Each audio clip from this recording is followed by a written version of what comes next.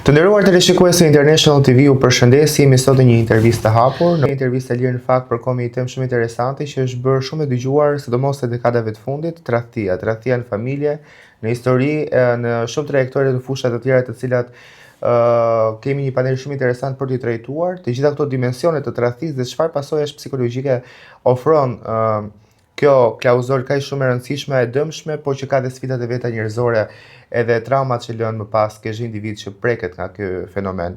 Me mua sot në studio për këtë intervistë është zonja Lindita Hoxha, psikologe. Të falenderoj shumë që keni gjetur kohë për të qenë pjesë e kësaj interviste ditën e sotme. Dorian Keqja, ekspert historie dhe trashëgimisë kulturore, dhe Ela Deda, kriminologe. Ju falenderoj shumë që keni ardhur. Pa unë kërko do të nisja me njerë me një pyetje të përgjithshme, fakt që ju përkohën të treve ju për dhënë mendimin dhe opinionin tuaj në tërësi dhe në mënyrë të gjeneralizuar se çfarë është në konceptin tuaj personal tradhtia. Lindita? Po, faleminderit për ftesën dhe urime për televizionin. Faleminderit. Tradhtia në këndvështrimin tim është shumë e larmishme, shumë e madhe, por do të thoja se tradhtia me numrin 1 është tradhtia ndaj atdheut e para. Ku të gjithë personat që kanë lënë atdheun dhe kanë ikur jashtë që të rregullojnë atdheun e të tjerëve, ndërkohë që atdheu jon ngelet i pa lulëzuar.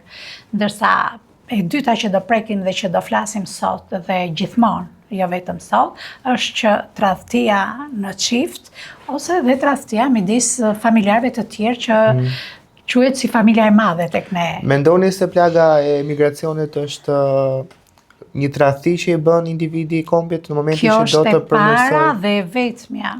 Kjo është tradhtia më e madhe që ne i bëjmë atdheut. Kjo është. Pastaj vjen tradhtia në familje, familjen e vogël që çdo njeri e konsideron dhe e formon vetë nga dëshira, jo se.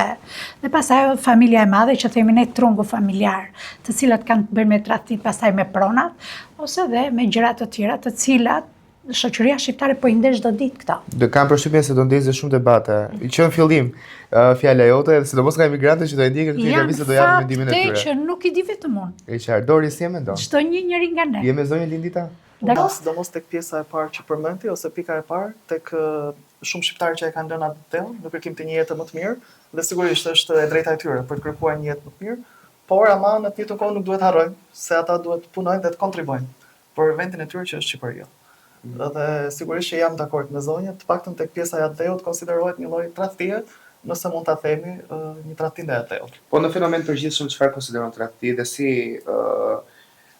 përfiturohet në konceptin tënd mental, ajo që ty të përcjell subjektivisht? Po, në fakt në konceptin besoj të gjithëve ne kur dëgjojmë fjalën tradhti, direkt na shkon mendja tek tradhtia bashkëtorë, sepse kjo është e para ose më e njohura. Mos është ajo që ndodh më shumë? Apo që të dhem më shumë? Nuk mund të thoja se është ajo që të dhem më shumë, por është ajo që ne e njohim më shumë si tradhti. Por në të njëjtën kohë nuk mund të harrojmë dhe tradhtin e atdheut ose tradhtin ndaj familjarëve, që e përmendi shumë bukur zonja, sepse ajo është një lloj tradhtie.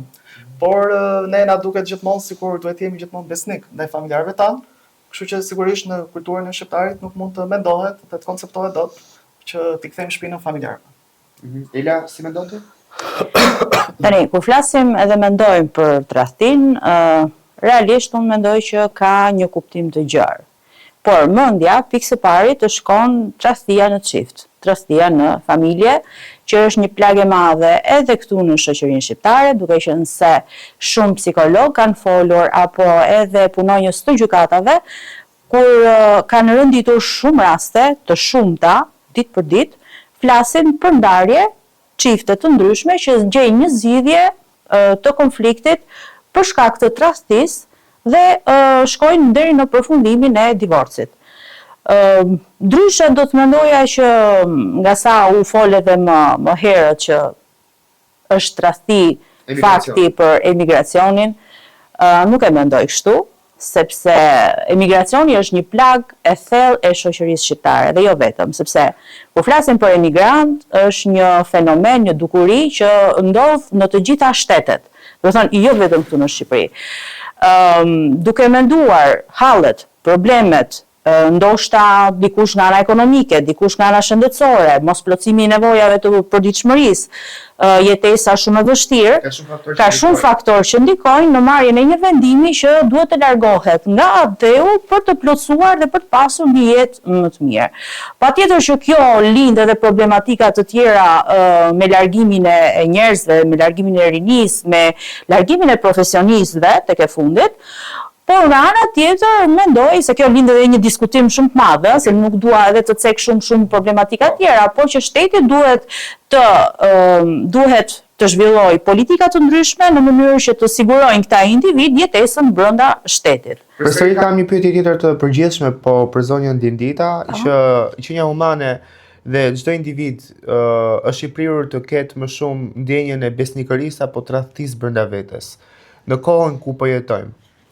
Kjo është individuale, çdo person varet se si e koncepton jetën, por me sa shoh në këtë ftesë të sotme juve ndoshta na thirrët për tradhtin, për shkakun nga që shikojnë një shumë shembuj për divorce të kishit më shumë besoj pikpyetjen më të madhe, por nuk mund ta ndaja nga tradhtia ndaj atë dheut, që është e para dhe nuk e dorë nga kjo, ndërsa tradhtia bashkëshortore, po, do ta shqyrtoj më së miri sot. Tradhtia bashkëshortore është nuk është krim njëri para punës. Dy persona vendosin vetë të bëjnë bashkëjetesë ose martesë, ta nënshkruajnë në gjendjen civile dhe nga lidhja e këtyre dy individëve vinë në jetë dy fëmijë apo një apo tre apo pesë e më radhë. Por kjo nuk është e nënshkruar në ligj që shif. Kur atje këta nënshkruajnë martesën në bashki të gjendja civile, nuk shkruajnë shif se ti s'do më tradhtosh ose unë ose jo. Ajo është vetëm individuale. Dhe nga ai moment pastaj fillon ai debati i gjatë i stërgjatë në përgjykata që dihet vjen divorci. Pra ai individ edhe pse bën divorcin e vazhdon përsëri të bëj atë të vetën, se e ka personale, e ka individuale, nuk e ka me partneren, ose partnerja me partnerin. Por për familjen është nevojë personale? Është personale. Për të eksperimentuar apo është nevoja për të bërë dëm partnerit? Mund të jetë gjenetike, mund të ketë një arsye, mund të ketë pasur një paranoj më përpara ti që kam pak rezerva për ta thënë këtë, sepse s'është momenti për t'i thënë, ai ka pasur një natyrë, ka parë një ngjarje të mëparshme dhe kërkon të bëj atë model, do më thënë atë model ta rënjosi në vetvete, por kjo nuk është krim në fund fundit. Dhe këto pikpyetje duhet vijen dhe të shqyrtojnë që para se personat të vendosin për të bashkëtuar dhe për të martuar, se dhe këto gjëra janë pjesë e jetës.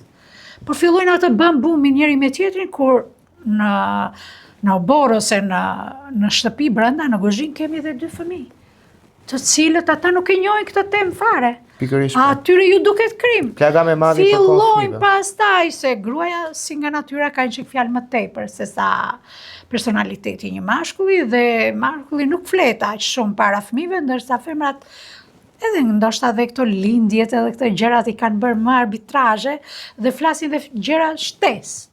Po nëse ka një gjë gruaja mund t'i thot bashortit në dhomë, që hajde se unë kam pikasur këtë gjë tek ty.